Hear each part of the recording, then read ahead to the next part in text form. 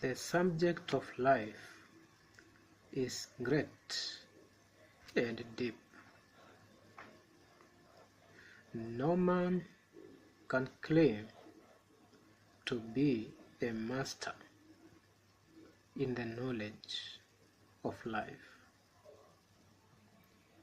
No man applies or applied to be born in this life. No man paid or pays anything to be alive. No man made a choice to be alive or to be born in this life. We all found ourselves as living beings in this life. In today's reflection, we shall attempt to discuss about the life within us. We shall attempt to scratch the surface of this life we are aware of, the life which, nevertheless, most of the time we take so much for granted, taking so little thought of it, and yet it is the only thing that we have, our very life. Can you ask yourself the question, have I ever stopped to think and ask, what is this thing within me which makes me to be who I am? What is this I normally call me, I, and myself?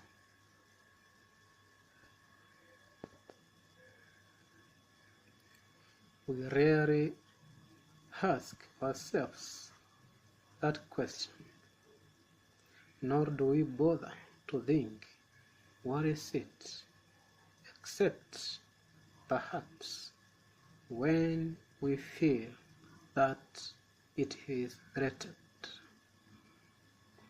by calamities, by sicknesses, and death.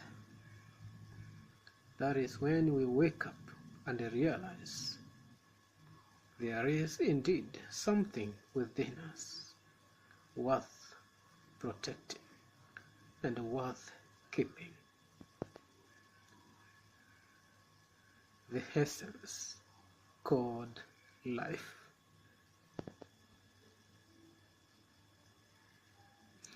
We shall not claim to know it all, nor to think that we have a new revelation about what life is, nor to propound abstract philosophies about life. Rather, we shall reflect in line with what has been passed down to us through Holy Scriptures, which majority of us, without doubt, consider to be the very word of the one who gave us the life. And for those who are not familiar with the Bible of the Judeo-Christian religion, it is time to sit and pay attention. The moment we become awake to the fact that we are alive, we are reminded of the account of Genesis chapter 2, verse 7,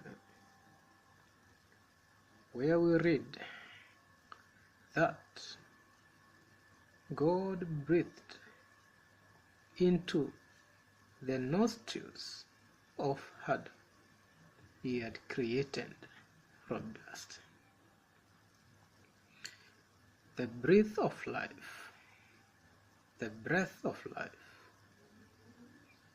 and the man became a living soul. Being awake to this reality constrains us to stand up and pay attention, and to start thinking about this life which is within us. We cannot afford to be dormant. We have to be awake to the reality that we are alive and we are living in the sense of every moment which passes,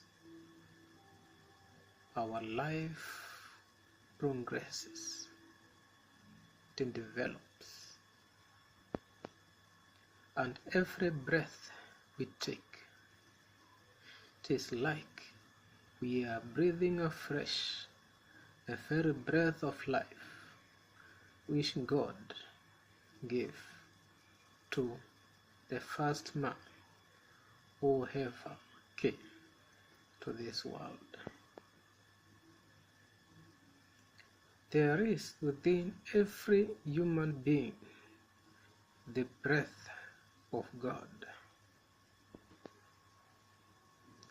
Therefore, it is not your breath, it is not my breath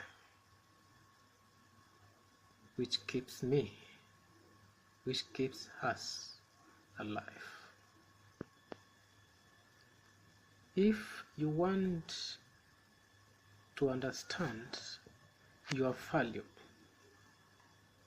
look at it in the context of the breath of God. If you want to understand what it is which makes you the image of God, look at it in the breath of God.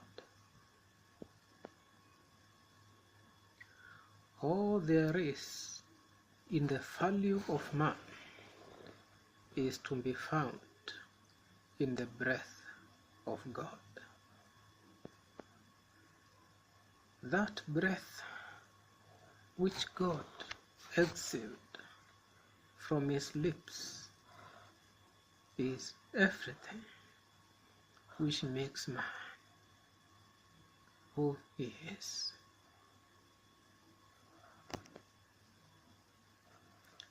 Whenever a baby is conceived in the womb, it draws the first breath of life from God. And when the time comes to exit from this world, we breathe the last of this very breath of God.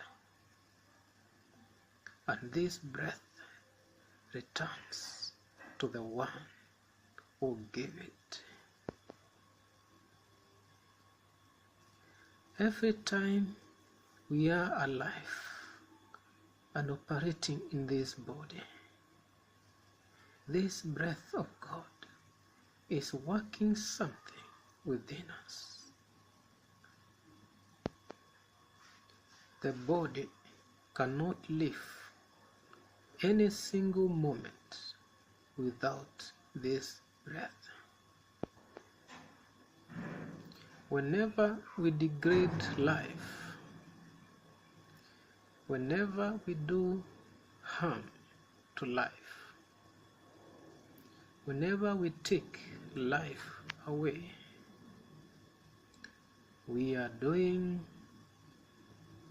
evil against the very breath of God.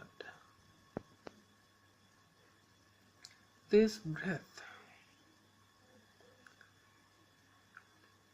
is more than oxygen which we breathe. It was not of this world. God does not rely on oxygen to be alive. He does not rely on the air we breathe to live, for He is life itself. The degree in which man was created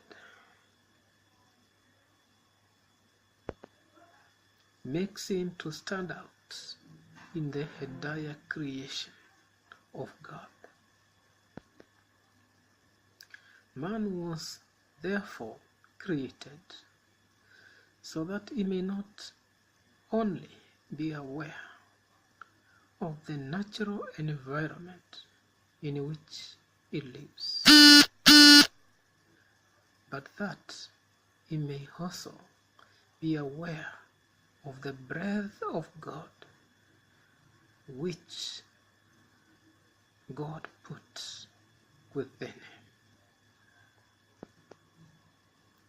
that he may be aware that within him there is something which is not of this world.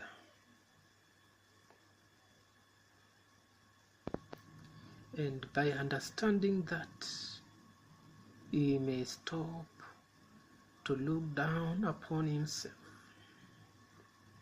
and start thinking like God. Why are you downcast, oh man?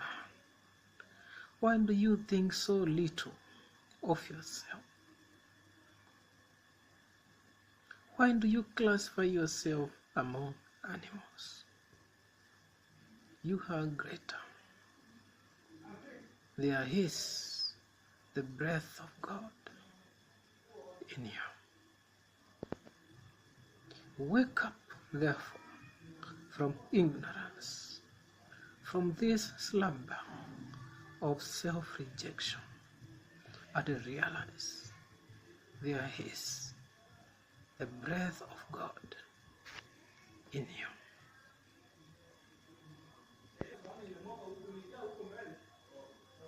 Stop living like animals, which always require to be controlled, to be fenced and enclosed. Start thinking like God and actualize the dominion which your Creator gave you. Stop regretting why you are born, for you are born with the very breath of God in you. Stop looking at yourself as if you are a child of a lesser God. For all of us, including you, bear the very mark of God. the very breath of God beating and flowing in you. You are a living soul. You are not dead. You are just asleep, at least that we can say.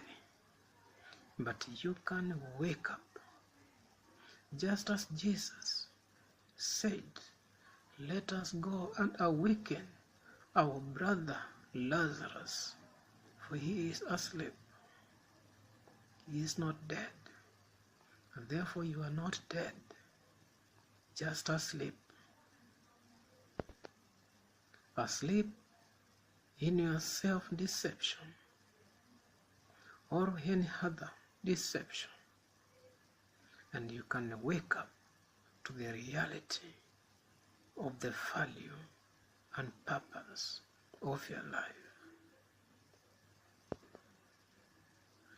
Breathe in and breathe out the breath of God.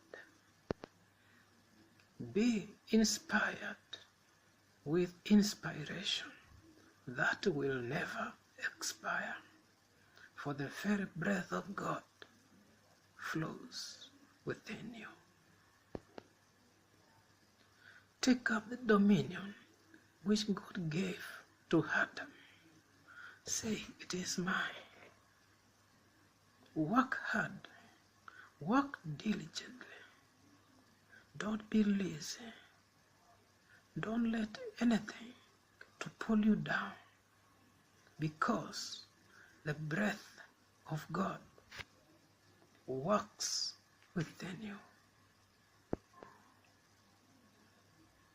Stand up and shine and inspire others to realize they have the very breath of God waiting for them to awaken to its existence within them,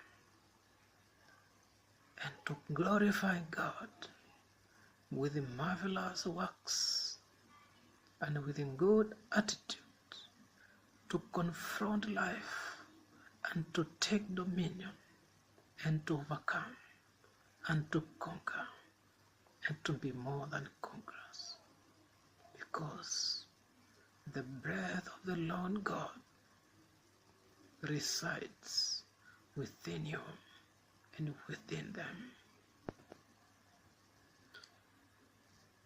We will stop this reflection at this point, at this climax, so that you may reflect on this very important thing, on this great and deep subject of life. And may God bless you. This is Ndoo. Thank you for listening.